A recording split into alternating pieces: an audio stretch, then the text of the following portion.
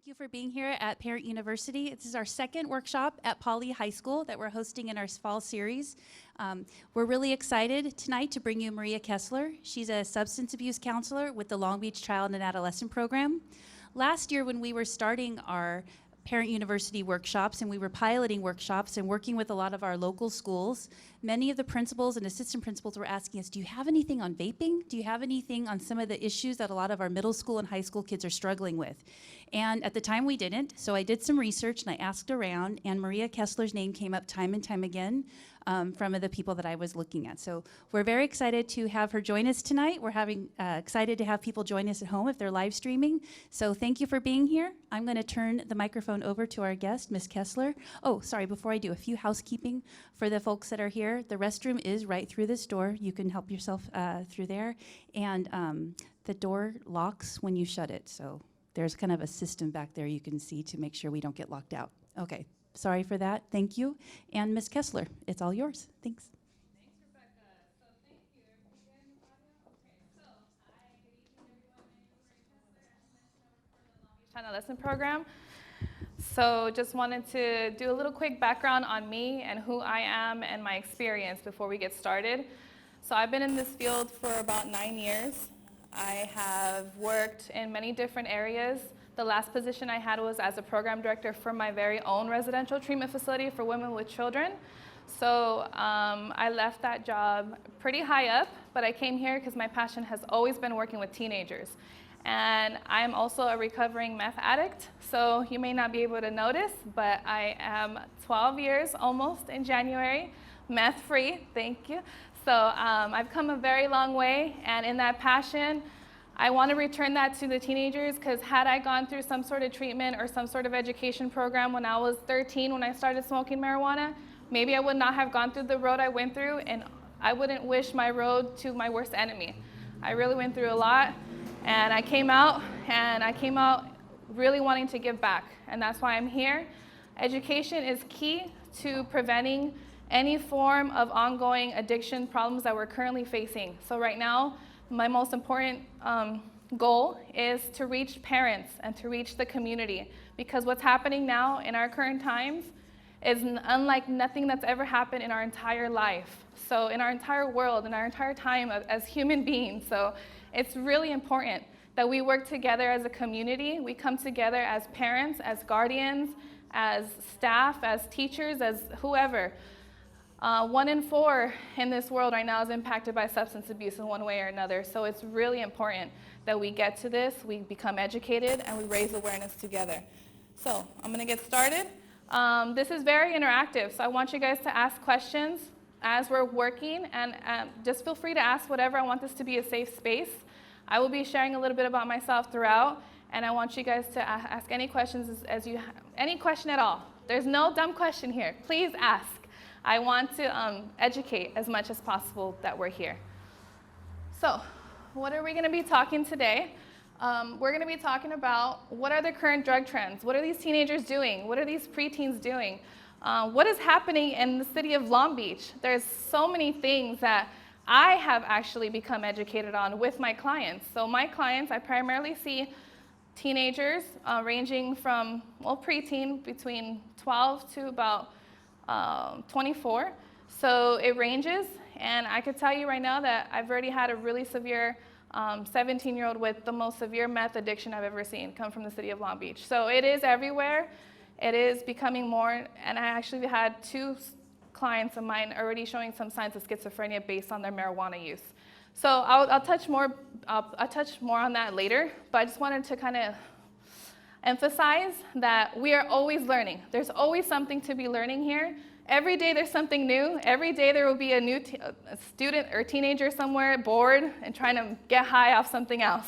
So it's always really important that we keep as up to date as possible to just be one step ahead if we can.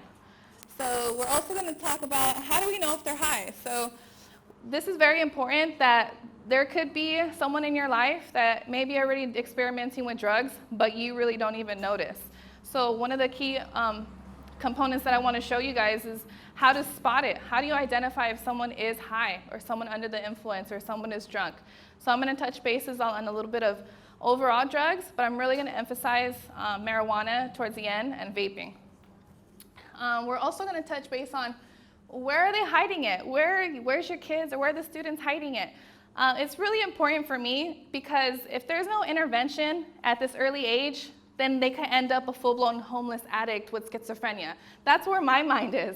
So it's really important that we stop it now, right now, at this age, at these young ages, even 13, 12, because that's where it's hitting now. It's going lower and lower. I have an 11-year-old that has smoked marijuana already. And it's just like, we need to do it now. Not when they're already addicted, not when they're already dropped out of school, now. So, what are the short and long-term effects of drug use? That's very important because you may be noticing some things that your child or your student may be already dealing with, and you're like, why are they acting this way? Is it just puberty? Is it just hormones? But no, it could be signs of their drug addiction already forming. And what to do if your child or student is already on drugs. So let's get started. So these are the current trends that are currently happening right now, and I threw some other ones in there just to kind of educate you guys on what it is. So if this pointer works, does this have a pointer? No, it doesn't have a pointer. It does?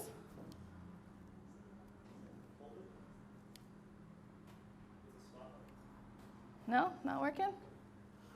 Okay, I'll just point the old-fashioned way. So up here, who can tell me what this is up here? Anyone? ¿Qué es esto? Yes. Marijuana, yes, thank you. So this little thing here is the new form of what all these teenagers are smoking. It's called the wax pen or the dab pen or the cart. It has many different names. I actually included drug street names as a handout. I hope you guys got one. It's in the back.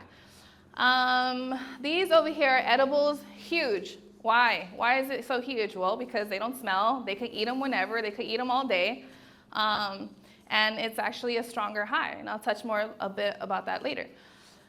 Over here, I wanted to point out the differences between these two. This is actually salvia, has nothing to do with the marijuana plant. It's a hallucinogenic, but I wanted to throw it in here because a lot of teenagers, a lot of young people kind of think it's a similar, because it's a plant, so they will smoke this, but they end up having a really, really extremely bad trip. I would recommend you guys check out some videos on YouTube on the salvia trip, and you'll understand what I mean by bad trip. But that stuff is everywhere as well. And this is spice. So this is a synthetic marijuana. I want you guys to become familiar with this because it is extremely illegal now, but it wasn't a few years ago. There was a huge epidemic going on this synthetic marijuana.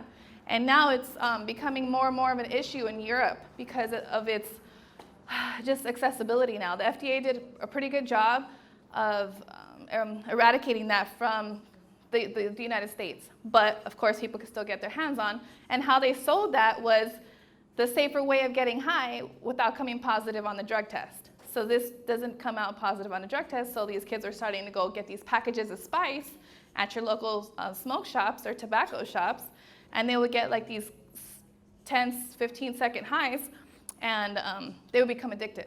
So I wanted to point out what this little concoction thing is here. So this normally would be what people would smoke marijuana out of, a bong, right? But it's not a bong anymore these teenagers are smoking out of. This is called a dab rig or rig.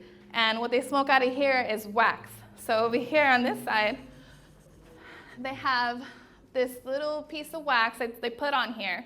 And they heat this to an extreme heating degrees, and they smoke it like that. So this is about smoking maybe like 5 joints in one hit. So this is like a one-hitter quitter. There's actually a video towards the end that I want to show you guys. If we have time, we'll get there. But it's of a grown man, maybe in his 40s, probably been smoking marijuana for about 20 years. And he goes to a local dispensary where they offer free dabs at the end of their purchase. And he takes a hit. And he wasn't able to handle it. So he's like stumbling, and boom, he falls right back, and he smashes into the glass. And it's just to kind of show you guys that extreme amount of THC that goes into one hit that these teenagers are now smoking. This is also a way that I'm noticing that that young people are becoming a different form of addict. And you'll see like a difference. They almost kind of look like what a crack addict would look like in comparison. They're really skinny. They kind of have like bumps on their skin, and it's because of this extreme amount of THC. But you'll know later as I talk about it to why. So the next category of trends that's happening is the codeine. Anyone know about codeine, lean cough syrup? No? Some of you guys? Okay. So codeine, has anyone ever had a cough, a really bad cough, and you go to the doctor and they prescribe you some good cough medicine? So I feel like talking in Spanish too because of this. So this has codeine, and the cough syrup that the doctors prescribe, the kids are getting their hands on it from, cabinets, from their grandparents' cabinet, from your cabinets. So they get this cough syrup, they go and they buy a bottle of Sprite or 7-Up, and then they pour it in there, and they may drop a candy in there for flavor, and they drink that during the day at school.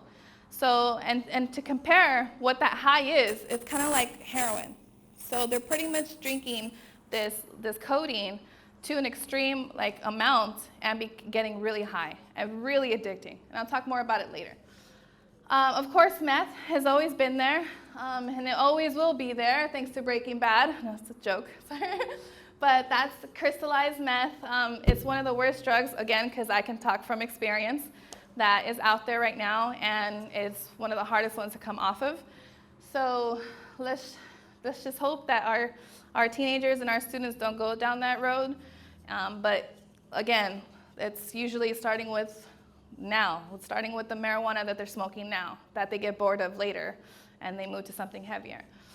Ecstasy, MDMA, Molly, all sorts of different names, but ecstasy is a little pill. It's a stimulant, and I'll talk more about it later, but it's also on the rise right now, especially in Long Beach. I'm noticing it in a lot of different places, and my clients have been talking to me about it.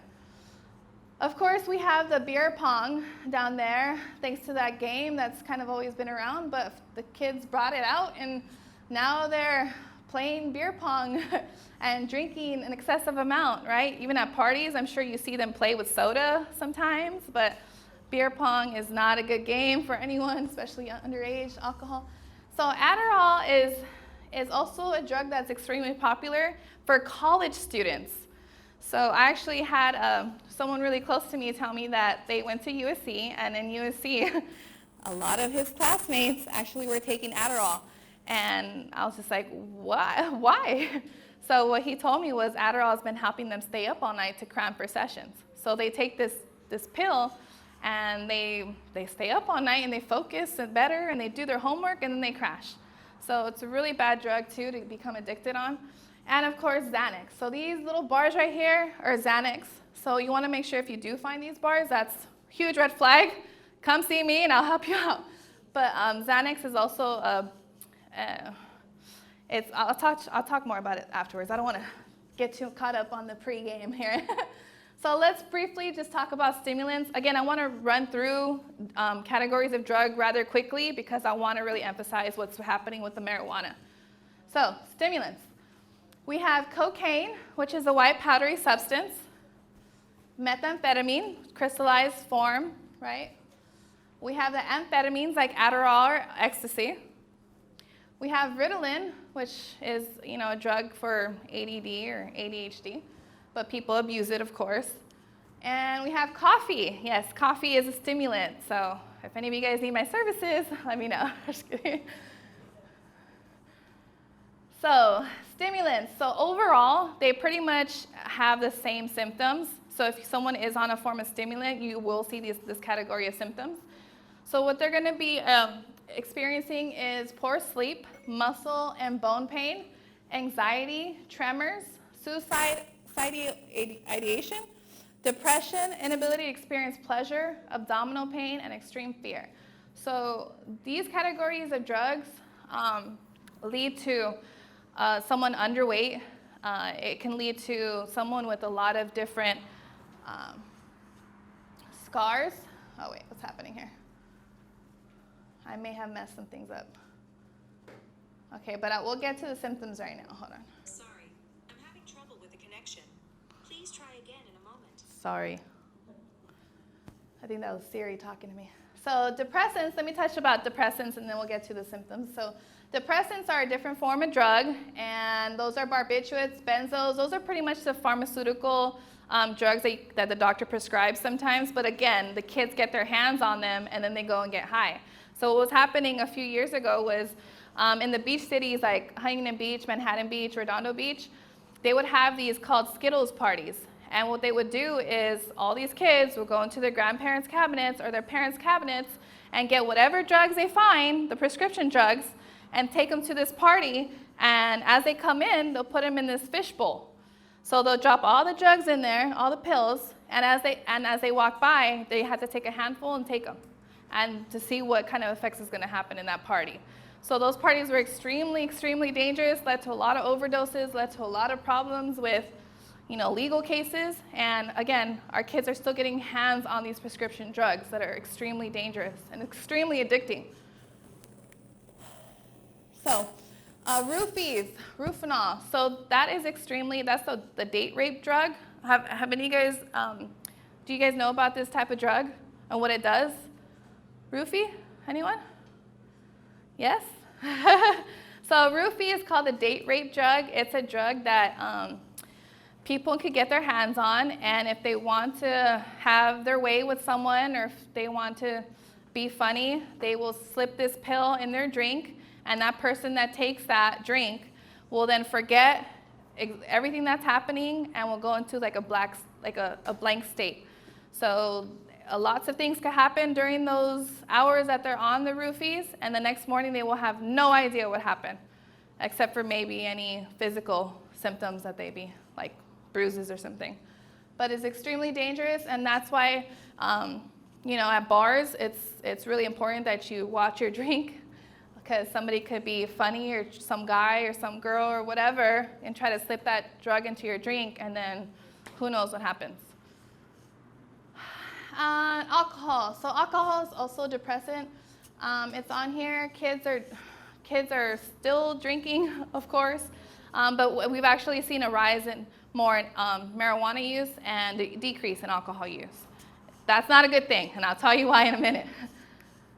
So some symptoms for depressants are drowsiness, disorientation, slow brain function, poor concentration, slurred speech, blurred vision, sedation, dissociation from one's body, impaired motor skills, lethargy, and flushed face. So if you see someone drunk, then you'll see like their face is kind of red, you kind of see them kind of sloppy, or acting, silly. The same thing if they had just taken a benzo. So it's like similar symptoms. So some of the withdrawal symptoms of, let's say, alcohol, Xanax, or benzos is they're going to have difficulty sleeping, they're going to have agitation, muscle aches, increased tearing from the eyes and runny nose, anxiety, sweating, and increased yawning. These withdrawal symptoms are not safe at all. So these withdrawal symptoms actually require a hospital setting for a detox. I had an experience where a gentleman walked into, I worked at a DUI facility before, or a portion of a DUI, and he walked in because he was tired of drinking. He was just like, okay, I'm gonna go get some help. So he walks in, he makes his appointment, and as he walks out, he's talking to me and someone else, and you could just see his whole face is yellow, his eyes are yellow, and that's the sign of like liver failure. Like his alcohol use has led to that, and is really jaundice. So what happened was something triggered him, and he went into a full-blown seizure, and he fell right in front of our eyes and cracked his skull on the concrete floor. So because of the withdrawals from alcohol and, let's say, benzos, it could become very dangerous. And someone cannot quick cold turkey. They just can't go, I'm gonna drink, a bottle of vodka every day too. Okay, I'm done drinking. Because your body goes into shock, and it could lead to that. So this gentleman, after he's done seizing in front of us, he gets up like nothing ever happened, and we try to get him down, like, no, hold on. Like, hold on, just stay down. He wouldn't listen to us. He was a big guy. So he stands up, and boom, another seizure, cracks his head again. So I'm just like, oh my goodness. The ambulance came, rushed him to the hospital, and not sure what happened to him, but it's just something for me to see in front of my eyes, which I've never even experienced to that extreme, just because of a person that's just been drinking for a few years or for that amount. It's extremely dangerous. So if you know anyone that's addicted to benzodiazepines or alcohol, please send them to the hospital or to a detox center for treatment. So there's my symptoms of stimulants. So I must have swapped some things, my apologies. So these are the symptoms for stimulants. This is actually a picture of me. I'm just kidding, it's not me. But I did look something similar to that, except probably a little more bony because I was about 100 pounds. But so symptoms of that is if they're on a stimulant, any form of stimulant, they're going to become very hostile. They're going to be very aggressive, depending on the trip that they're on. But they're also going to get some extreme paranoia. They may see shadow people. I've actually seen these shadow people. They're not nice. They're going to develop psychotic symptoms. Elevated body temperature, irregular heartbeat, it could lead to seizures and extreme anxiety. So a lot of these symptoms happen because of the lack of sleep. So like I mentioned earlier, stimulants make you lose sleep. They don't sleep. I think the most I stood awake because of this was about 4 or 5 days. And even then, I was somewhere else. So again, this category of drug is everywhere. And you mostly see these people that are experiencing these symptoms, like that are homeless on the streets, that are kind of like talking to themselves or just fighting with somebody you don't know who they're fighting with. They may be on some sort of stimulant. And the reason why this young lady here has these marks is one of the symptoms of being on the stimulant is you start to develop an extreme sensation that you feel that there's bugs crawling under your skin. So when you feel like there's bugs crawling under your skin, you have to get them out. So what they do, and what I did, which I pay very good money to buy very expensive makeup to cover my scars, is you just start picking, and they start picking and picking and picking and picking, and you'll tell them nothing's there, but they know something's there. So they keep picking, and it leads to scars. And if you see this other gentleman here, the age difference is this is him when he was 23, and this is only 2 years of using meth. So that drug, it just kills your whole body in such a short amount of time. So other symptoms, their pupils are going to be very large. So if you see a student or if you see a child or your child and their eyes are just there's no color, there's no brown or there's no blue or green, it's just all black, chances are they're not on a stimulant. And they're also going to be grinding their teeth, and they could have a really bad tooth decay problem, which leads to, let's say, meth mouth, and they have really a lot of issues with their teeth. Poor hygiene, mostly. Okay, so a little bit about opioids and morphine. Okay, I need to rush through this. So we have codeine, like I mentioned, which is called lean or scissor or different names for the codeine, but it is a cough syrup with codeine. Very popular. Fentanyl. Has anyone ever heard about fentanyl in the news recently? Fentanyl deaths, overdose by fentanyl. So fentanyl is becoming extremely popular for drug dealers because it only takes a little speck of fentanyl and they get the effect of 10,000 times stronger than morphine.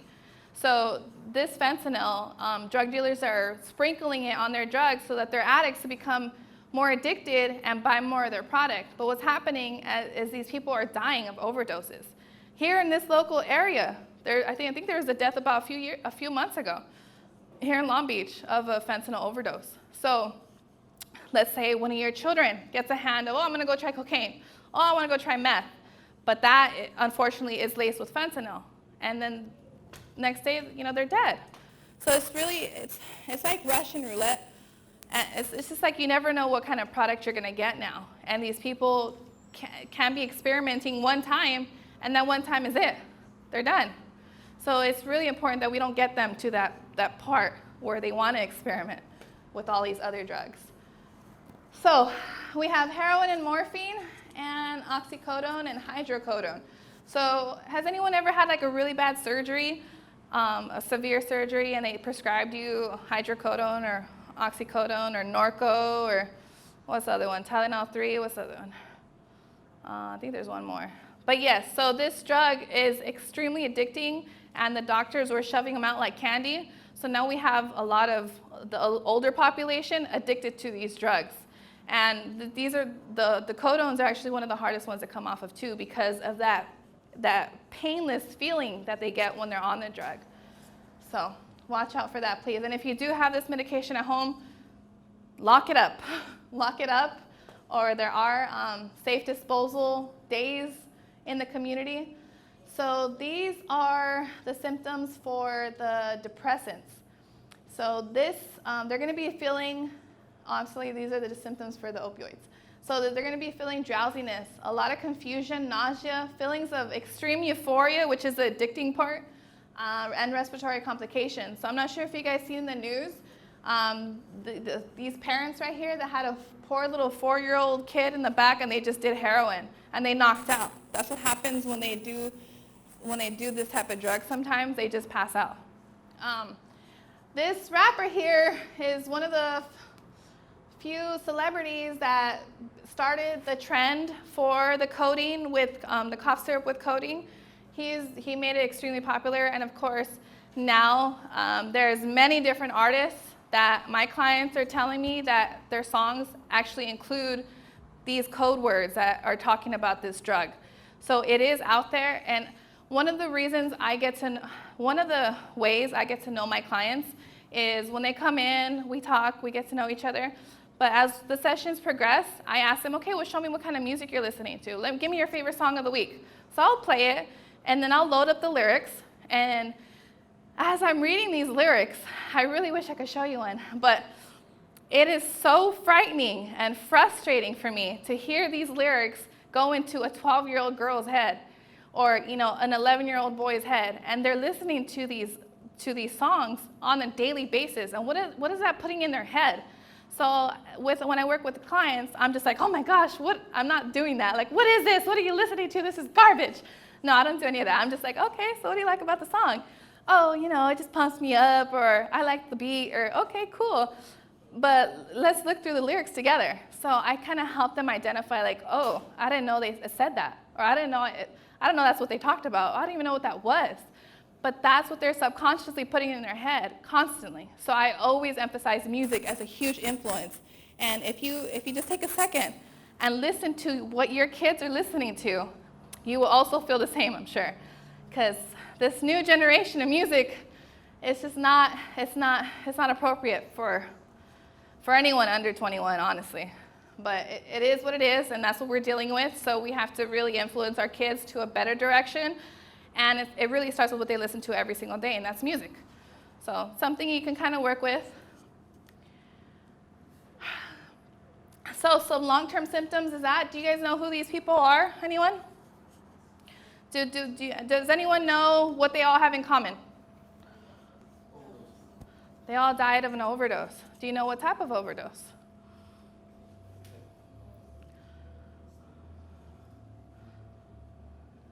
It's okay. So they've all died from prescription drug overdose.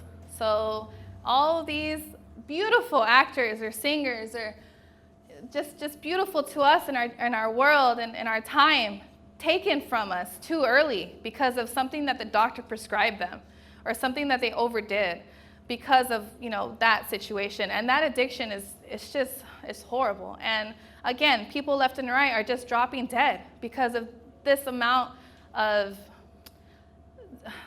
drugs that are just being pushed freely to all of us, sometimes legally. I'm sure, I think we all know the story with Michael Jackson. I think it was his doctor that had injected him with his last dose, and he ended up dying. So it's just really rough. And this is what I see when I see a young person come into my office. I don't see just someone that, just smoking marijuana occasionally, or someone that's, trying nicotine, vape sticks. I see someone that could lead to this, because that's where the road goes. And if we need to start connecting those dots. So I know it may not be a problem right now to you guys or some of you, or maybe in the community you're not really seeing as much of it in the young generations here, but it is what's happening. It will happen, and that's what I don't want. I don't want these clients that are coming into my office dropping dead when I think Heath Ledger was like in his early 30s, 27, and it's just like 27. So imagine your child, imagine your niece, your nephew, your grandchildren because of this. So it's really important that we work together. So briefly on hallucinogens, and then I think vaping's next. So hallucinogens I thought was like outdated and no one's doing this stuff, but what I'm finding is I am just learning all sorts of things in Long Beach. And a little disclaimer, I've worked in many different cities. I've worked in Covina, Hawthorne, Gardena, Torrance. I've worked a lot of different areas. And when I came to Long Beach and I did my research and I went to different schools and I talked to facilities and I talked to this and I talked to that, and my clients that are coming into my office every single day, Long Beach is the most severe city I've ever worked in my entire life. And I can't minimize that enough. It's just so scary to me what I'm finding with these kids. So scary. And that's why I'm very passionate, and that's why I want to do more of these presentations, and that's why I'm up here sweating and being recorded on camera, because I want this message out. I want you guys to all become very aware of this problem, because if we don't do something, in 2 or 3 years, you will see an increase in homelessness. You will see an increase in young teenagers that are dropping out of school, and you will see an increase in schizophrenia. Schizophrenia is no joke, and I'll talk more about that later. But so what I'm finding out is I had a client, 19 years old, came into my office showing extreme signs of psychosis, and I'm just like, what have you been taking? And he told me that he purchased his own synthetic mushrooms online on the black market himself. So it came directly to his door. So our young people are not dumb. They are far from it. They are very smart, they are very crafty, and they will find a way to get these products if they want to use them. So hallucinogens, yes, they are still out there. What are they? LSD. So LSD is acid. It comes in tabs or drops, and it produces a really severe hallucination kind of effect, and I'll talk more about that in a bit. Psilocybin mushrooms, so magic mushrooms, yes, they still are around for those of us that knew them back then. So mushrooms are becoming actually pretty popular now because of the new studies that are coming out that are talking about microdosing. And although studies are showing some benefits, of course there's always a negative side. And if a little bit of benefit comes out of some drug, then everyone runs with it. Oh no, it's safe, look, it's safe. So then we have these kids over here doing mushrooms and then developing some really bad symptoms. And we have PCP. So PCP is still around, mostly in the older generation, but it's angel dust, it's also a hallucinogenic. So some of the symptoms for that is hallucinations, increased heart rate, high blood pressure, dilated pupils, excessive sweat, and they're going to be seeing sounds and hearing colors. So what does that mean? It makes no sense. How am I going to see a sound? But that's just what the trip is. So they'll be able to see things happening. They'll be able to see the wall melting. I actually have a best friend that works at LBUSD hospital, the big hospital in LA, and she works in the emergency department as a substance abuse counselor. So she gets called in when there's an injury-related issue with drugs and alcohol. And she told me that she had I believe he was 22 or 23, don't remember, but in his 20s, he came in and I don't know if I could say this on live actually, but he chopped off his private area because he was on a hallucinogenic and he thought it was a snake. So it can lead to those extreme situations where somebody can take one of these drugs and see you as mom or grandma or whoever. No, but all of a sudden they took this drug, so now you're a big monster that they just need to get rid of. So it could become very, very, very, very dangerous. So now let's talk about e-cigs or e-vapes or vapes and cigarettes or e-cigs, whatever they're called. No, but any of us know what these are or has seen someone using, anyone affected by this already? Is their child already smoking e-cigs at all? No? You guys are all good? Okay. So let me educate you a little bit. So e-cigarettes is nicotine. It's a form of smoking that's not a cigarette. So it is, wow, So it is a vapor, odorless vapor for the most part. Actually, they come in an array of different smells and flavors. So these kids are smoking this as a way to form clouds, and they are making tricks with the clouds. If you can see this, the kid over here in the video. So that's what they love. They love making tricks with the clouds. They are all about the cloud tricks. But also, in the process, they're now becoming addicted to nicotine, and now they have a full-blown nicotine addiction. So this is happening in middle school. It's even happening in elementary school. My clients are telling me left and right that they're smoking the nicotine, that it's everywhere. Every time they go into a restroom, there's someone smoking in there. So it's everywhere. Every restroom in Long Beach, there will be someone in there smoking a nicotine form of cigarette or e-cigarette. So they come in many different modules, or like mods as they call them. So they come in like e-cigarette sticks. So just be on the lookout for that. I want you guys to become aware of what they look like. So if you see one, you're like, what is that? Oh no, it's not a battery, it's this e-cigarette. My child may be smoking this already. So nicotine addiction is real. So not only is the nicotine that they're smoking very dangerous for them personally, but the nicotine that's coming, the smoke that's coming out of their bodies is also dangerous. The smoke that comes out can contain nicotine, carcinogens, benzene, formaldehyde, and acetaldehyde or something like that. But those are all extremely chemical. Some of them are poisons. So if you know anyone that smokes this category of e-cig or whatever, please make sure you stay far away from that smoke. Do not inhale it, because it is dangerous as well. So the side effects of nicotine, again, this stuff is really everywhere. So I'm really shocked that some of you guys haven't raised your hand of the nicotine. But I'm telling you, every single one of my clients has already smoked this. Every single one has tried it. So, but why? Why are they smoking this stuff? It's poison. Everyone knows nicotine can lead to cancer. Everyone. It's been known for years. But because of the huge addictive personalities of this category of drug, and because it's everywhere, and because it's cheap, and because all the other kids are doing it, that's what I ask my clients. Why did you even try it? Oh, well, because everyone's doing it. So because everyone's doing it, they're going to do it too. And when they start doing it, and they do it more and more often, you now have a full-blown nicotine addiction. And nicotine can lead to cancer. It can lead to many different things. So this is also the cause of irritability. So if you have a child that's really just short-tempered and just get away from me, it could be because of the nicotine addiction too. So some of the side effects include nausea, diarrhea, increased or decreased heart rate, pain in their joints. So they also smoke the nicotine to get the lightheadedness. They get a nicotine high and they get lightheaded. So they actually like that feeling. So for me, I used to smoke cigarettes, so I kind of know what that feels like.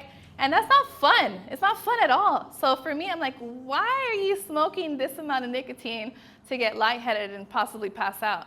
But again, we're living in a different world, and this generation just want to get out of this dimension, if I can say. So they're trying many different ways to get out, and unfortunately, because of this stuff is everywhere. I have a 16-year-old client right now too that's actually addicted to normal cigarettes. So he's 16, smoking 7 cigarettes a day. Why? But again, that's just a form of addiction. That's just one step closer to what I don't want to happen. So the nicotine or vapes can also lead to what is called popcorn lung, and that is called the bronchiolitis obliterans. It's a condition that damages your lungs' smallest airways and makes you cough and feel short of breath. So if you have a child or a student that's always coughing or short of breath, chances are they've been smoking a little bit too much vapes or vaping too much or too much nicotine. And they develop these holes or patches in their lungs that leads to the coughing, to the shortness of breath, and that stays with them forever. There's no curing that. Once they have it, it's done. So it's really important, and the young folks are not really understanding the correlation to that. Like, okay, if I smoke this is what's going to happen to me, or maybe I can die. And there's actually been cases where people have died. I'm not sure if you guys have seen on the news. These e-vapes or the e-cigs can blow up. So I think there was one in the news about a few months ago. I think he was in his 20s, but he was in the backseat of someone's car, and he was smoking his vape like he usually does, and it just blew up, and a piece of the metal got lodged into his throat. He was laughing and Instagramming photos, and he was rushed to the hospital, but he ended up dying the next day because they couldn't find that piece of metal that was lodged in his throat, and all because of this. So these things explode, and people don't understand that. Okay, sure, you're smoking, oh, the fun cloud, sure, but you're putting yourself at risk for death. And why? Why? Just don't. So, nicotine juices come in many different milligrams of THC. I'm sorry, I went far away ahead of myself. So they come in many different dosages of nicotine. So to give you an example, if you ever find a juice bottle, is what they're called, in your child's possession, you want to make sure you look at milligrams. So there's the differences in milligrams when it comes to these juices. And it could come in a variety of milligrams. So 0 milligrams, which means 0 nicotine, 3 milligrams or 6 milligrams, they could go up to even like 25 milligrams or even 50 milligrams. So to give you an example, 6 milligrams, which is the usual amount that these kids are smoking, is about a pack of cigarettes a week. So if they smoke that amount of milligrams, that means that they're smoking a pack of cigarettes a week. So that's like the equivalent of that. So if they go any higher in milligrams, or if they're smoking a lot more, that's pretty much like they're smoking that. So like let's say they go up to 24 milligrams, that's if they're smoking a pack a day. So that's nicotine. It kills them. So please, the vaping is, I was just educated the other day that a client told me, oh, the Juuls are out. Have you guys heard of Juul? It's a little stick that looks like this, actually, and they just smoke out of it, and that's why it's so small, and they just get high. And every single Juul that's sold has nicotine. So those are out. Now there's a new brand that's in every single high school called a puff stick, or puffy stick, or something like that. But it's only about $5, and it's about a pack of cigarettes and one little stick, and that's what they're smoking on every day. So again, if we don't do something, these kids will develop some sort of problem with their physical body, or develop cancer, or develop other addictions. So it's really important that we do something now. We work together. Let's do something. So now we're to the fun part, pop quiz. Which one of these does not have marijuana? As I drink some water. Take a good look.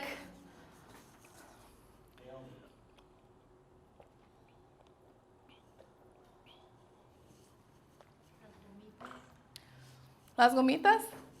Oh, that's loud. Anyone else? So you say they all do. ¿Cuáles no tienen marihuana? Los waffles. ¿Quién más? So we have a Rice Krispie bar. We have gummy bears. We have some very yummy cookies. We have waffle. We have gummy rings. And we have a piece of chocolate. So I'm so sorry. This is actually a trick question. Yes, they all have marijuana. So I put this up here, not to really trick you guys and have fun. Well, yes, that's part of it. But to kind of really, to just really emphasize that everything that you eat, drink, can have marijuana. Everything. So they now have things like marijuana cooking oil.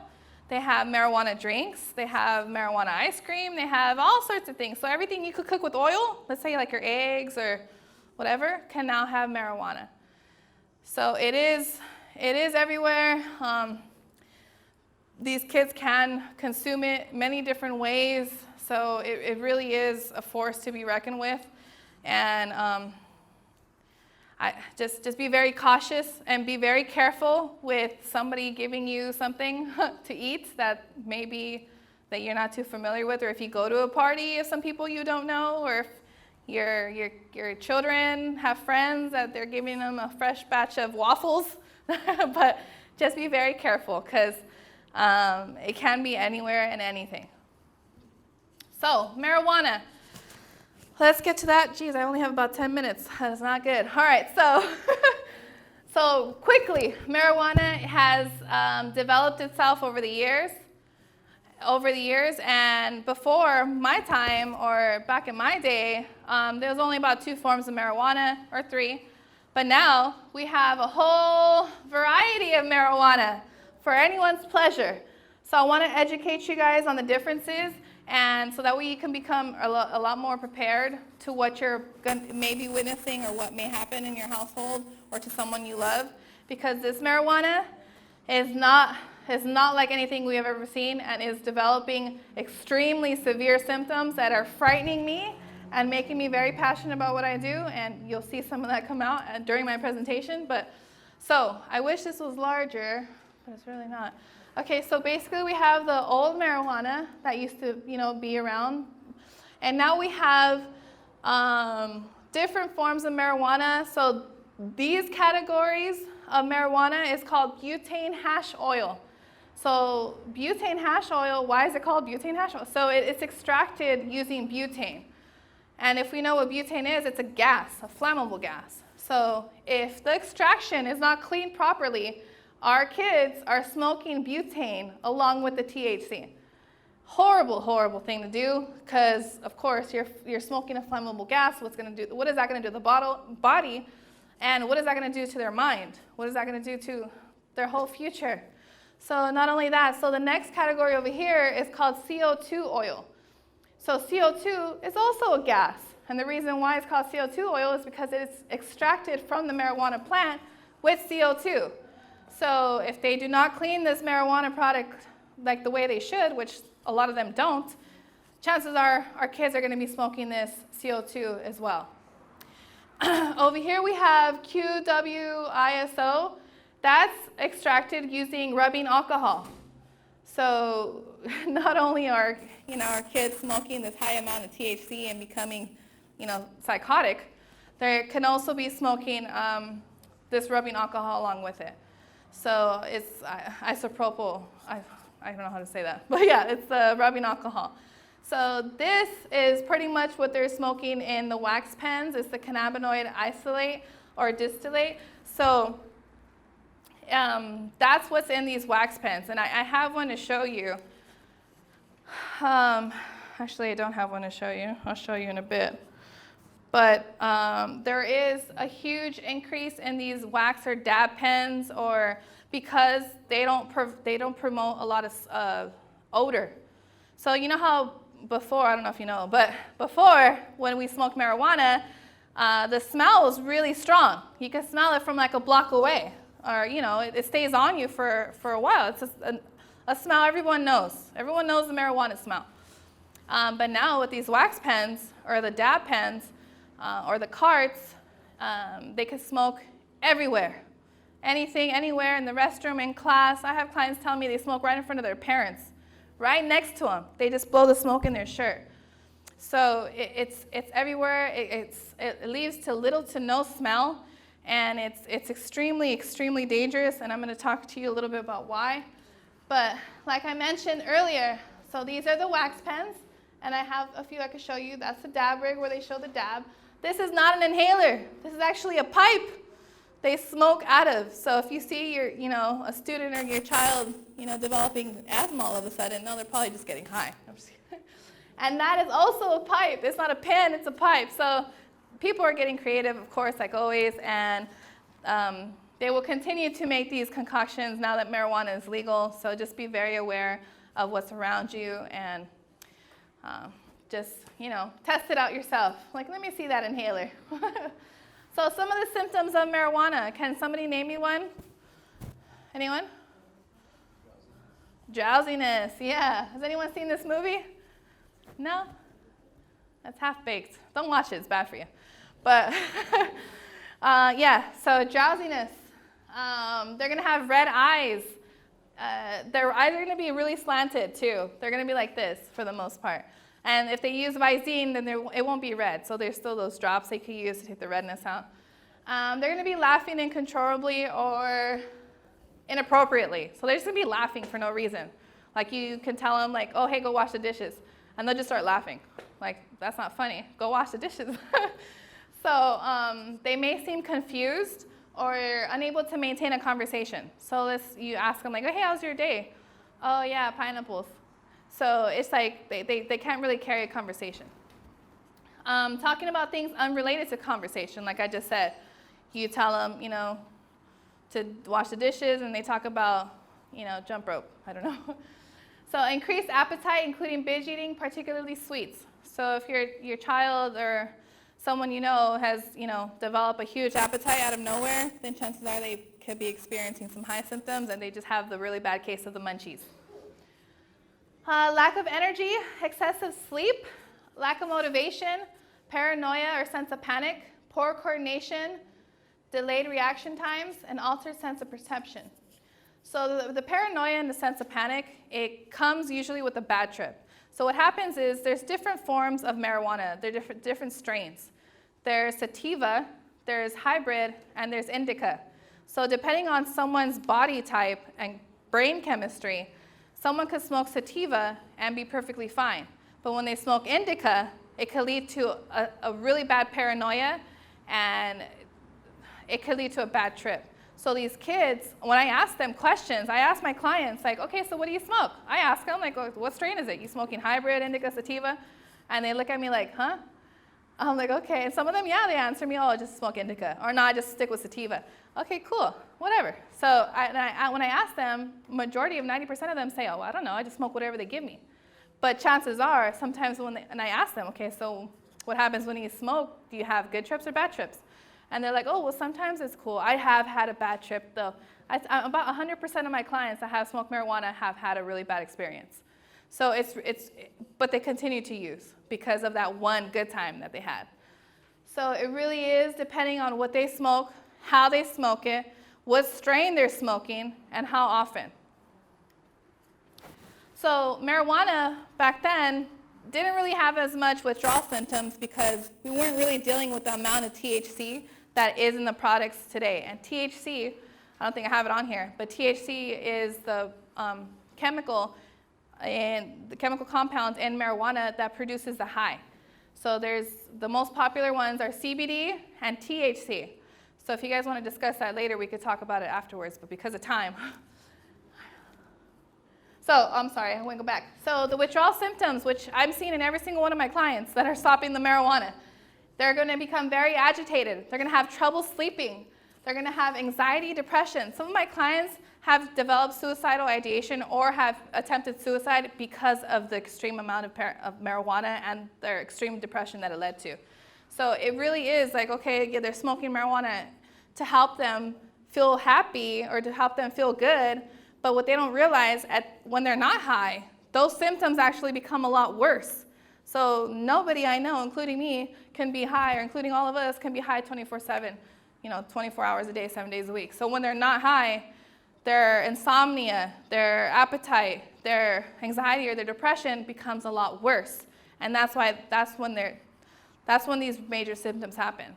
And when I ask my clients, so why are you smoking? Oh, because it makes you feel good. Okay, but what about how do you feel when you're not high? Oh no, I feel horrible. Okay, so let's work on that.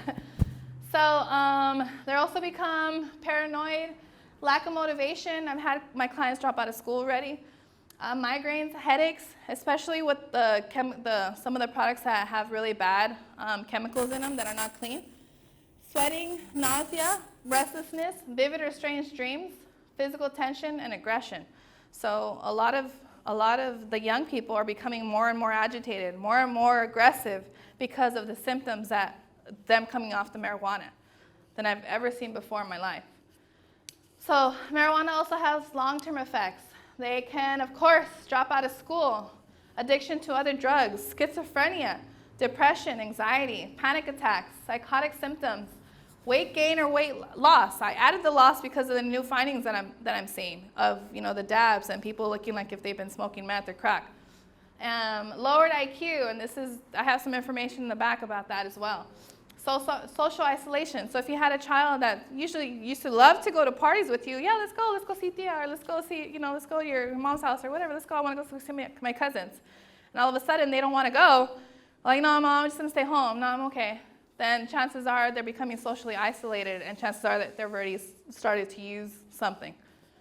Reproductive problems. A lot of teenagers have no idea that the more marijuana they smoke can lead to sexual, reproductive problems. Like I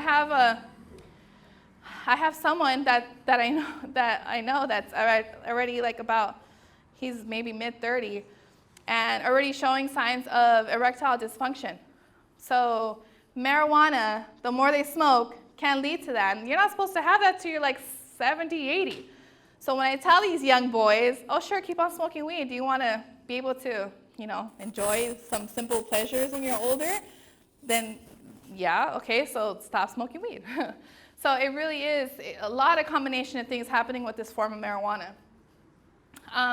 Difficulty breathing, suicide ideation, and I added schizophrenia again because schizophrenia is huge. It's one of the worst mental illnesses ever known to mankind. And I actually have a video at the end. Hopefully we have some time to show it, but if not, there is a page, my last slide, with the video links. You could just, copy what's on the link and go watch the videos, because schizophrenia is, it's just really extremely disturbing to watch that these kids are smoking marijuana that is supposed to help them with their stress or anxiety, helping them, and now they have full-blown schizophrenia.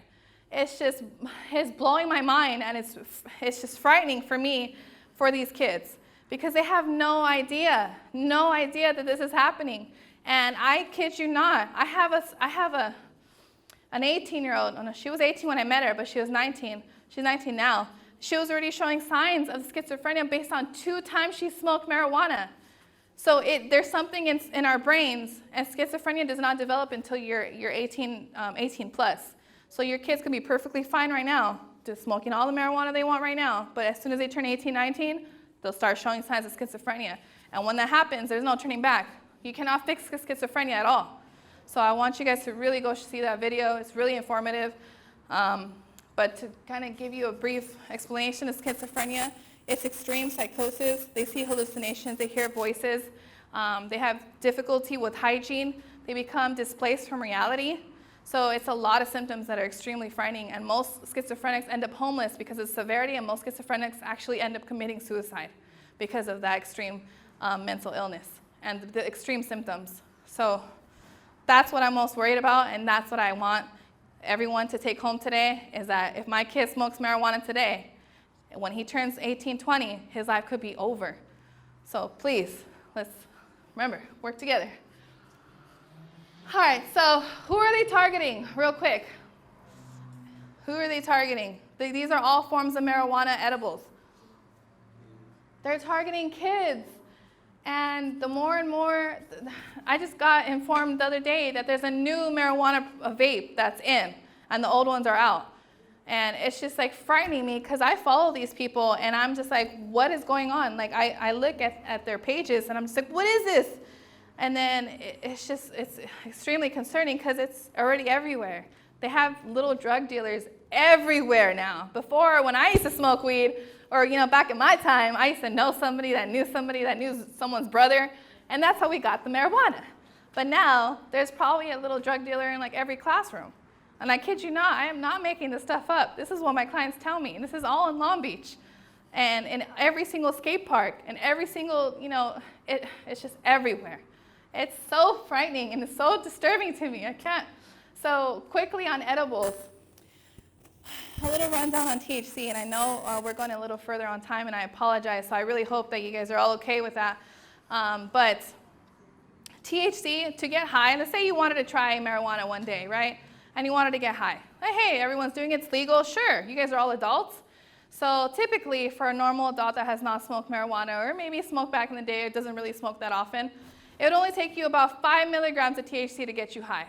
5 milligrams, okay? So these packages of edibles that before California actually regulated them were coming out in packages of up to 300 to 500 milligrams of THC. That's enough to kill like 5 people. So this package here, and this is why it's extremely dangerous, and I cannot stress enough the dangers in edibles, is because this package is 4 pieces of individually infused 25 milligram pieces. So technically, if you wanted to get high, you only need to eat a little piece of this. But if a kid were to get this package, what are they going to do? They're going to eat the whole bag, or at least eat a whole one.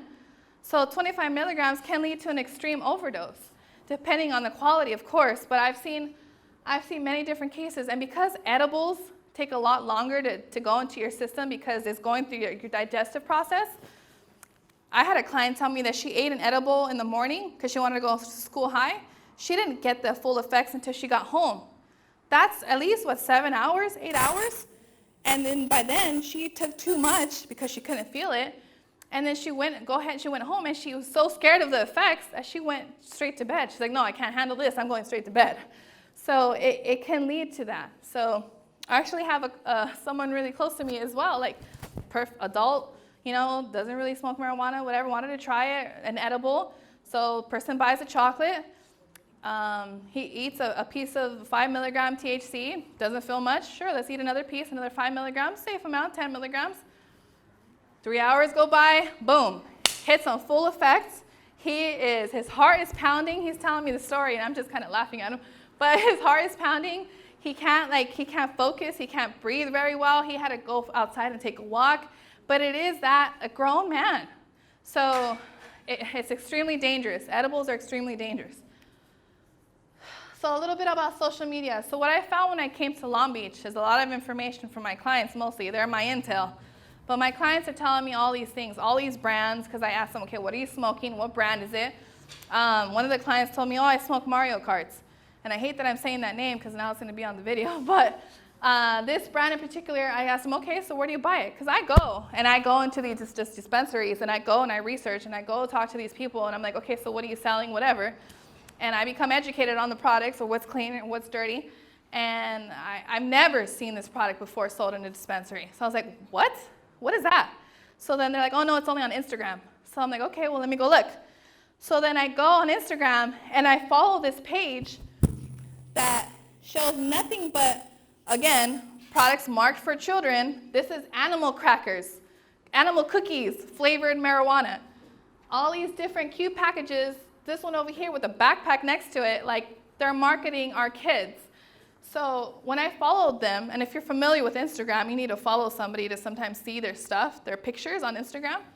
When I followed them, within 5 minutes, I had over 15 people trying to sell me this drug. So had I been a 12-year-old girl on Instagram just checking out this post, they could have easily delivered this product to my house. And you know they're drug dealers because they have odd names like that. So if you actually wanted to test this out, go on the Instagram page, go follow them. I kid you not, within 5 minutes, even within 2 minutes of me talking, you will have someone following you back trying to sell you this product, trying to meet with you locally to sell you this product. They don't care your age. They don't care if you have an issue medically. They want to sell you this drug. And when I researched further, also on Facebook, not many very young people use Facebook now, but again, they're still selling on Facebook. Someone actually has the nerves to put their own email address. Like, how does the police not catch this? Like, hello? So it is extremely frightening. So when I did my research, because I like to research the products on what they're smoking, what I found was every single one of those products, and again, this is what they look like. These are called carts. This is where the marijuana oil is in, right? And that's how they smoke. These are disposable. This is actually one that just came out that they put in the jewel. So if they smoke the jewel, the nicotine jewel, they could actually take that jewel out, the jewel with the nicotine out, and plug in one that has marijuana in it. So again, creativity, they are too smart, but it's frustrating for me. And again, the packaging is all for children. And what I found in my research is every single one of these underground black market products failed miserably for pesticides. So not only are our kids smoking high levels of THC that can lead to schizophrenia, butane, CO2, or rubbing alcohol, gases that could harm them physically, they're now smoking pesticides. And if we know what pesticides are, that's a poison. That's what they put in when they try to remove the roaches or the rats from your house. And why is that in there? How do the pesticides get in the marijuana? It makes no sense. No, it's actually put in the plants as it's growing. So as they're growing the plant, farmers use pesticides to make sure that the little bugs don't go in the plant to kill the plant. So while they're growing, the pesticides goes into the products, and now it goes into, they extract whatever, and they put it into this cart, and now they're smoking pesticides. So I've had clients that have actually smoke these products tell me it tastes like gas, it gives them extreme headaches, it gives them migraines, and again, they continue to smoke it because that's all they can get their hands on, and because it helps them deal with whatever. So the smoking of the pesticides for me is by far the most horrific thing I've ever seen in my life and in the life of marijuana, because it's really difficult that these children are looking for a way to escape, but what they're escaping to is directly into poison itself. And it's just so sad that these underground black market products, you can't find these in dispensaries because they don't want to go through the proper channels to clean their products. So they sell them to our kids. Easy money, easy. So this is left and right. I actually had my clients come bring me some wrappers. Okay, so bring me your stuff. I want to see it. So I have one of them here. And when you look at the package and you read it, in the back it says, lab tested, all natural, no PG, PEG, or VG. So on the package itself, it's telling these kids, oh, it's safe, smoke it, it's safe. There's nothing in here, there's no pesticides, smoke it. So of course, our kids are gonna believe this because it says it on here, it must be true. But again, anyone can make this package, I can make this package. They're not testing their products. And the research that I found, they are all smoking poison. So I'm gonna pass this around so you guys can take a look. I also have a huge difference, so I wanted to kind of show you the difference in what it may be a clean marijuana product and what is a dirty marijuana product and what our kids are getting their hands on and what they're bringing me actually. But before I get to that, they said marijuana can never kill anybody. Marijuana actually, when marijuana became legal in Colorado back in 2014, I want to say, a 19-year-old kid went over there to go have a good time. He was on spring break. He goes into a party, and in this party they have a batch of cookies. And when you go to a party, how are you not going to eat a cookie? You're going to eat the cookie, you're going to eat the whole thing. So what happened was these are marijuana edible cookies, and each cookie had about 65 milligrams of THC. Remember how I told you it only takes about 5 to get you high? This poor student, 19 years old, ate the whole cookie of 65 milligrams. Who knows what symptoms he was developing, but he ended up jumping out the fourth-story floor window and died. So he could have developed psychosis, he could have thought many different things, he could have tripped, but the thing is, if you have an extreme amount of THC like that, it's not going to be your normal high. It's not going to be a walk in the park. It can lead to your death. And that's why it scares me, and that's why I want these kids to get the information. All right, so hiding spots. I'm going to pass these around. So again, the ones that are passing out right here are what my clients have brought me, and these are extremely dirty and not clean one bit. And you could tell the difference. And I have 3 that I can show you that actually do have, it is a clean form of marijuana. So before I get to that, or as you guys are looking at that, I'm going to pass out the bad ones first. So those are like the really bad, dirty, disgusting. Don't ever, if you see that in your kids' hands, please send them to me for help. But we want to know where they're hiding it. So this is kind of another fun part. So I actually hid marijuana here. No, I'm just kidding. I don't have marijuana here. But I've been hiding some, I've placed in this room a few objects into where I could hide drugs. And I want you guys to tell me where it's at. And it's within my area. So, anyone? Anyone want to guess? The Arizona. All right. Carry it. I mean, it's heavy. There's drink in there. No? No? No. Good. Excellent. Yes. This Arizona is a stash. So you could put your drugs in here. You could put a knife in here. They could put whatever it is in here. But you could actually buy these at your local smoke shop. And if you guys know, these smoke shops, these tobacco stores, sell chips and candy, right? So our kids could go in there and they could buy this. This is about $12, $10 I think I paid for this. They have different ones. So I could pass this around. Just be very careful because this is a little sharp right here, but it screws on. Where else? What else am I hiding some drugs? Anywhere else? Anyone noticing anything on me? I may be holding something on me. No? So we've been carrying paraphernalia this whole time around my neck. So I wanted to show you guys how discreet this can be. This is actually a marijuana cart. It's empty, okay, so I'm not, but I'm gonna pass this around. They could be holding it around their neck, in their pocket, in their bra, anywhere without you noticing. This is this tiny, and they come smaller. So I want you guys to be very familiar with this. And what they do is just smoke it. They attach it to a battery, and they smoke it. Again, it's effortless. It's too easy. So I was hiding that on me, okay, and I'm going to give you the last one. This water bottle. It's water, right? I was going to drink this? No, it's a stash. Boom. So there's actually water in here. So they become very creative. Again, I bought this off, I think, Amazon for like $8. They sell them a lot on Amazon, believe it or not. But I'll pass this around. Just think outside the box when it comes time to searching your kid's room or searching anyone, or tell your sister, your aunts, or your uncles, or whoever. But again, you can buy these easily on Amazon. They can buy it at the smoke shops. They can make it themselves. I also have these two here. It's a highlighter, right? I'm gonna go do some math or go study, read a book, and I'm gonna highlight some notes. I'm gonna take some notes. I'm a good student. No, they're actually gonna go get some weed and go get high. So this is actually a pipe, and they could stash the weed in there, and when they're ready to go get high, they just put the weed in here and then burn it, and then boom, there's their pipe. So that I believe I got off of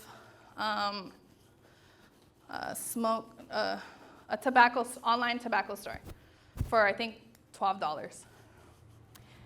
What about lipstick, right? I'm gonna put some lipstick on. Oops, I didn't do that right. It's supposed to pop out with lipstick. There we go. So lipstick, this looks like a lipstick, right? Is what I was trying to show you. Put some lipstick, it's red, I'm wearing red. No, it's actually a pipe.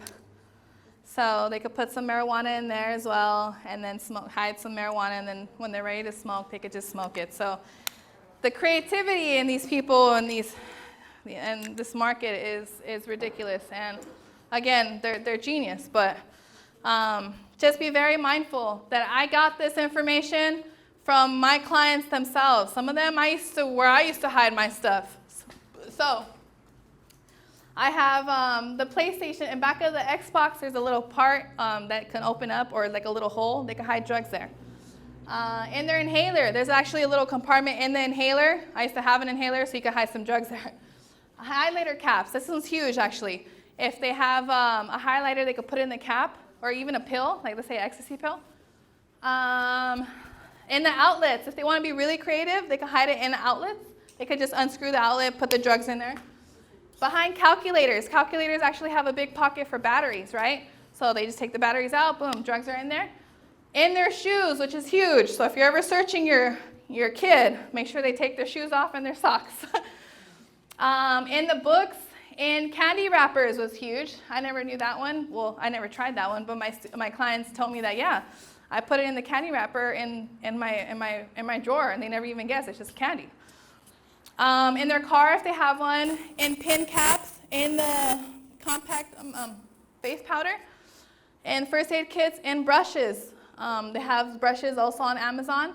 And I'm not sure if anyone has alarm clocks, but definitely alarm clocks. So please search, because if you find it, then you can come get help.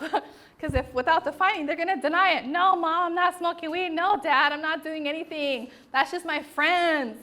But chances are, a lot of it, they just hold it on their backpack, because sometimes what I'm hearing, parents don't really search their backpacks.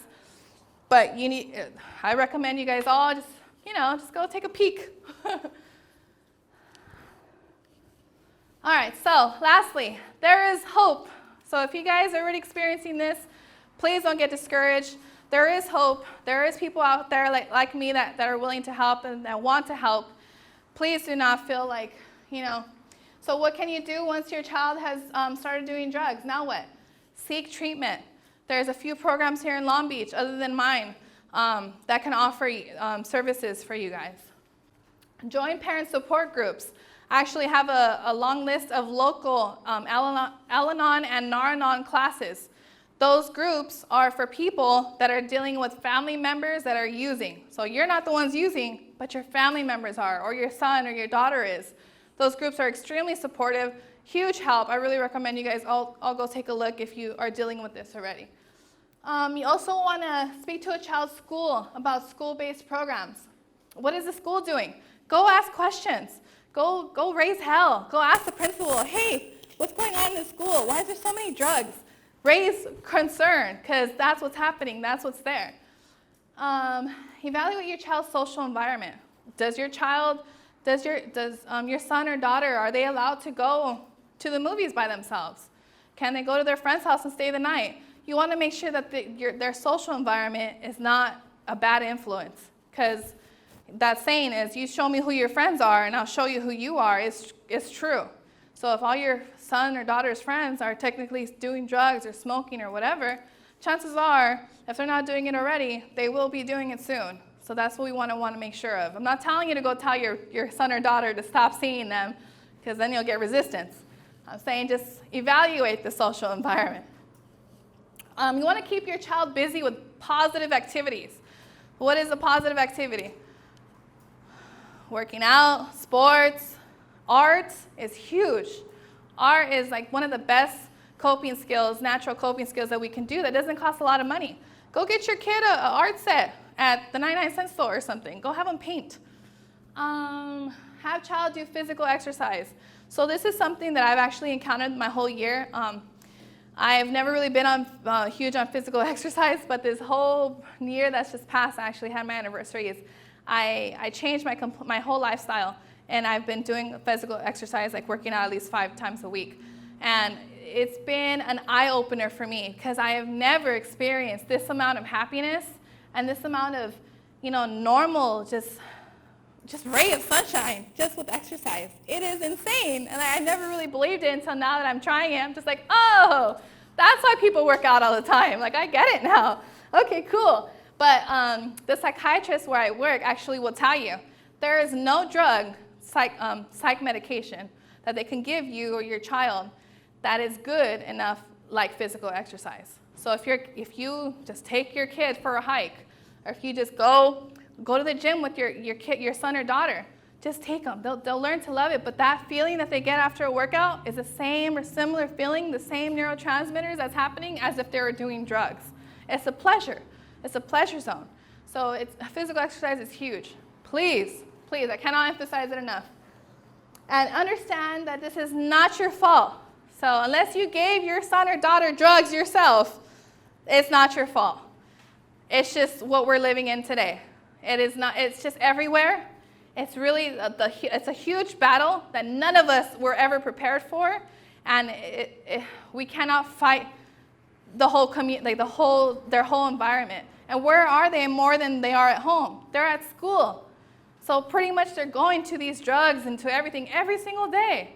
So it's nothing that you guys have done. So please, do not feel guilty. Do not feel like this is your fault.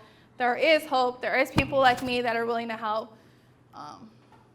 And some communication tips at work, and I think we're almost done, is you want to make sure that you're speaking to, not at, with your child.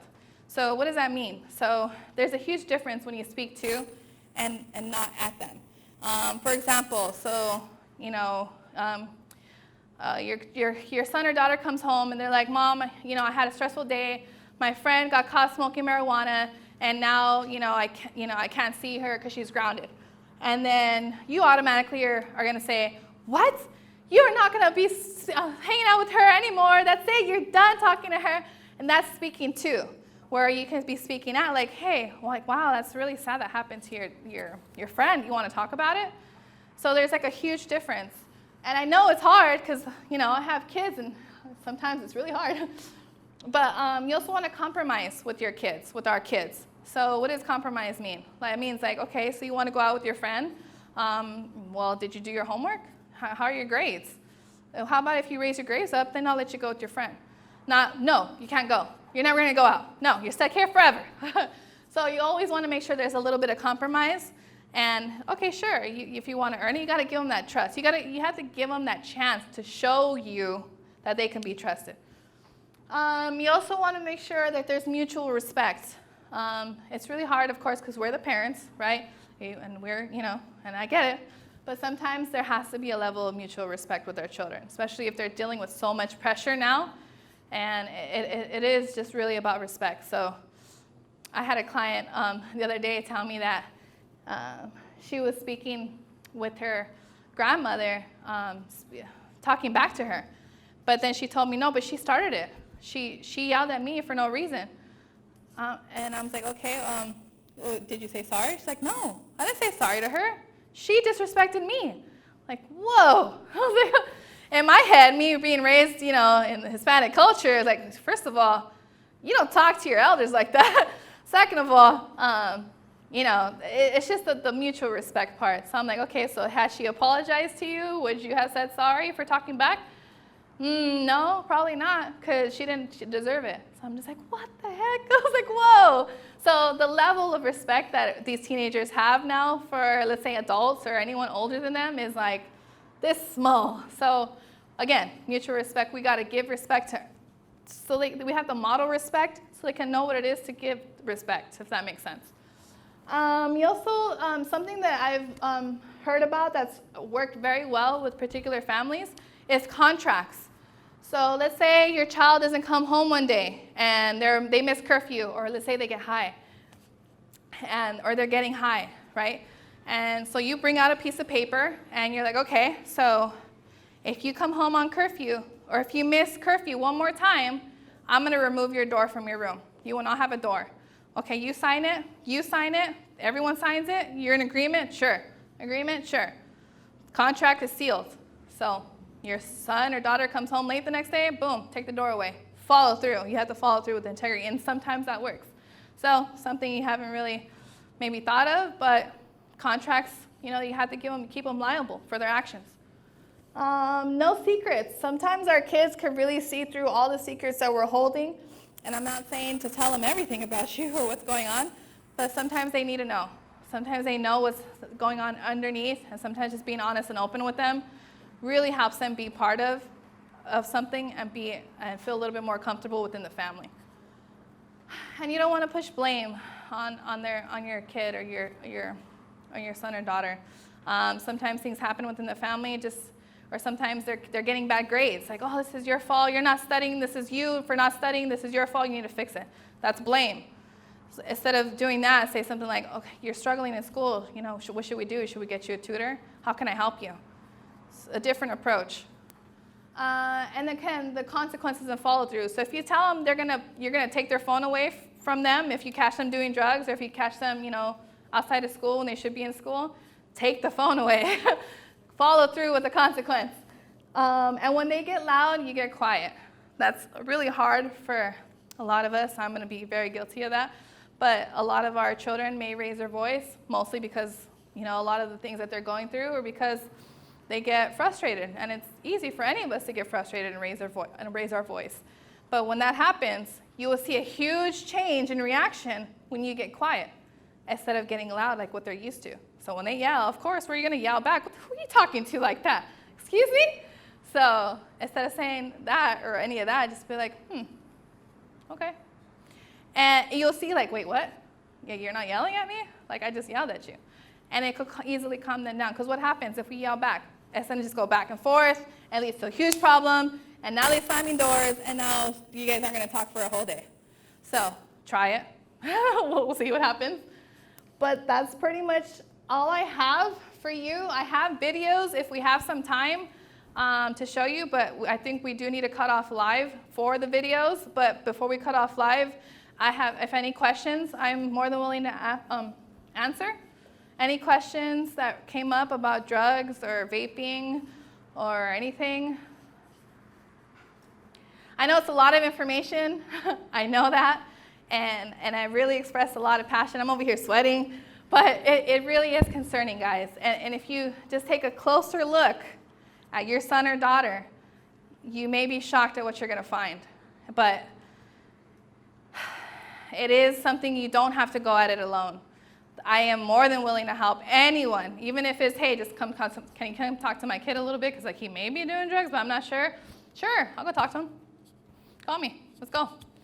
But really, I really recommend anyone that's here, if you're currently struggling, if you know anyone that is, send them to our clinic or send them to go to receive treatment, because there is help out there. No one has to go through this alone. Everyone needs therapy, honestly, right? I mean, I'm sure we all could all benefit from some therapy. No, just me? Okay. No, but it really is. It's so beneficial. And the way I work with my clients, when they come see me, they expect awesome. They don't expect me, that's for sure. But when they come meet with me, I rarely even talk about drugs, to be honest. I'm more focused about helping their entire life. How can I help your life so that you're not as miserable to want to go do these drugs? What can I do? You want to get a job? You want to go volunteer somewhere? You want to go work out? Let's go. Let's go for a hike. I've taken a few clients to Signal Hilltop. It's beautiful, and it's an eye-opening experience up there. Let's go. Let's go. You want to go volunteer? You love animals? You want to do some art? All right, let's do some art. What do you want to be when you get older? Giving them that hope for the future, because right now they don't see that. They don't see it past 18. So I open their eyes, and in that process, I talk a lot about respect, especially to parents. So it's really huge for me to make sure that my clients get that, because at the end of the day, when all their friends are gone, and that's something I learned the hard way. When all your friends are gone, the people that you would die for and ride for, right? Their best friends, that's their family. When they're all gone, who's left? Mom's left. Dad's left. But they don't see that right now. So I really show my clients, like, look, I understand that you love your friends. I understand that you're really mad because you won't be able to see your friend or whatever happened. But listen, like your mom and your dad really love you. Otherwise, you wouldn't be here right now. You know what I mean? So that's kind of how I work. And that's not an approach that they're used to. So when they come see me, I've actually done amazing work, and I just want to kind of to kind of show you an example of one of the clients I've been dealing with, or, seeing, not dealing with. But a client, she came to me, I met her maybe 9 months ago, maybe 10. And extreme anxiety, and I can relate because I had really bad anxiety as a child too. And she was just so extreme, she would literally bite chunks off her fingers of her extreme anxiety, let alone her thoughts of suicide and the depression that came with it. So when I started working with her, like I told you guys, I explained that I'm not talking about, okay, so you've been smoking marijuana every day? She was a daily marijuana smoker of the nasty products filled with pesticides. So I educated her, and she minimized, okay, cool, great. I'm not expecting them to stop smoking marijuana tomorrow. I'm not expecting that at all. I'm not even trying to get them to do that. I'm trying to get them to see that the future is worth more than what they're doing today. So this client came to me with these extreme symptoms, and I'm just like, oh man, this is I cannot believe this. So after working with her, and for me, I'm just trying to keep them alive, especially my suicidal ones.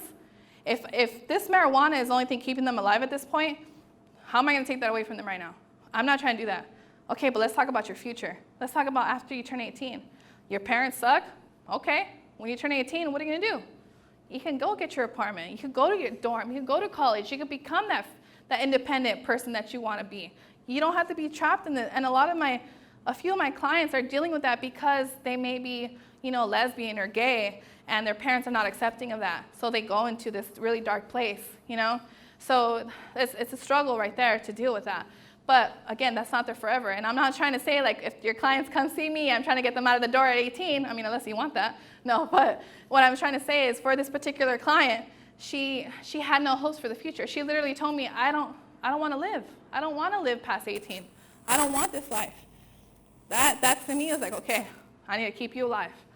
So I worked really, really well with her, again, with the treatment team. So I work with the therapist. I'm the substance abuse counselor there, so I work with the therapist tag team. She sees the therapist for an hour, she sees me for an hour. And in these few months, this client of mine, she was one of those girls, just like I'm sure some of our daughters are, that cared way too much about what other people thought. They had to get the nails, the hair, right? These girls with the short shorts and all of that. And what is that society? But that's another discussion. But anyway, she was one of those, popular girls at school that needed to hold this reputation, right? So after working with her, I helped her realize that everyone around them is nothing. What matters is what's inside. What's inside of you? What really matters is how you feel. Who cares about what they think? Who cares about what what the students or that boy said or that girl said? What's happening with you? So I got her to see that. And that's one of the key components that I teach my clients. Because a lot of them have a fear of just fitting in, a fear of peer pressure, of not fitting in. And it's like, who cares? Who cares? They're not going to be there when you turn 22 or graduated college or something. They're not going to be there. Who cares? So now I am happy to report she is about 2 months sober, which is huge. Huge, I want to say, huge. But not only that, she actually showed me today that almost made me cry. I'm probably going to cry right now thinking about it. She showed me today an email that she's trying to change her school around. And she sent an email to all the faculty at her high school sharing about her dark moments and how she wants to change this high school and add a poster of some kind about a coping skill that she's learned in therapy that could help the other students. And for her not caring about what her friends or whoever's going to think about her trying to do this movement was huge. Not only that, she was able to share a little bit about her experience and now turn that for good. This girl I would have never pictured to do this type of things now is so changed and so improved. Her depression is pretty much, and normal, like any, person getting sad at her age. She's not smoking marijuana anymore. She's doing excellent in school. She almost dropped, she was almost failing her classes because of the marijuana losing that motivation that she had. Now she's getting almost perfect grades. She has a vision for her future. She has that vision for college. She has that in her head. She wants her apartment. She wants to have her cat, her dog, her own place. But how are we going to get them there if they're doing this and they could end up schizophrenic? So I just wanted to share that. I'm extremely proud of her, and it goes to show that all I did was plant some seeds. That's all I'm doing. I plant some seeds, and I support them along the way. I water these seeds. So every time she would come see me, we chit-chat, we'll talk about this, we'll laugh, we'll do this. Rarely did I talk about drugs. She's educated, they know what they're doing for the most part. But like I said, the techniques that we're all used to, say no to drugs, don't do drugs, that's not what comes out of my mouth.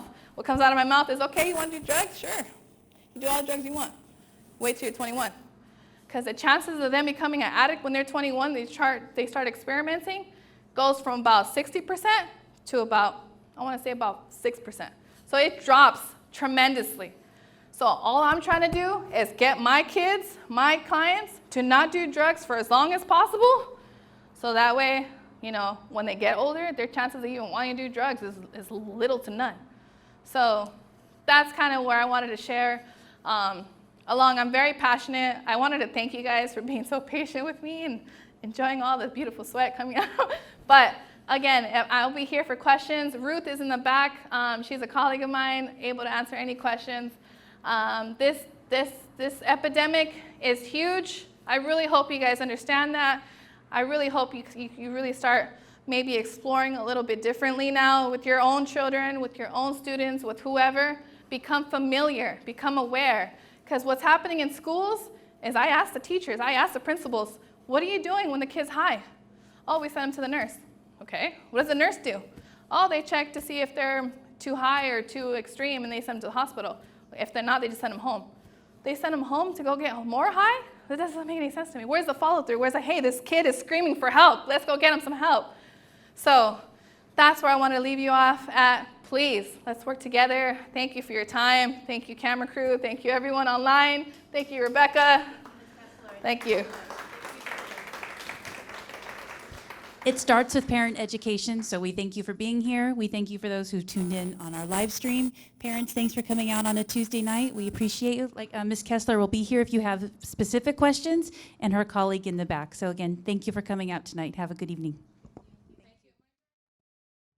This phone, so you don't have to call a clinic. You don't have to talk to an operator, nobody, secretary. You can call me directly. Leave me a voicemail. Call me. You can call me just to say hi. I don't care. Just call me. Thank you, guys. Thank you.